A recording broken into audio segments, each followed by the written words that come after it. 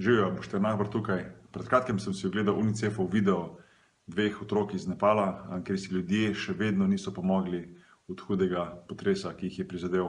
Anjali in pa mož sta dva pogumna otroka, ki obiskujeta tamkajšnjo šolo, kjer so otroci na zanimiv način, sicer z emodžiji, pokazali, kaj njim pomeni šola.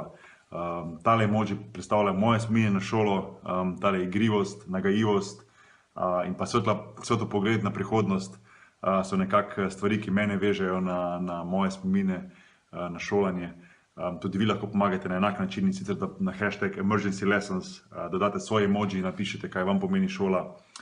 Tale video je tudi zadnji video v kampanji Emergency Lessons, zadnji moj video, in rad bi se res iskreno zahvalil vsem, ki ste si vzeli čas in na takšen način pomagali pri ozaveščanju o situaciji otrok v kriznih žariščih. Hvala.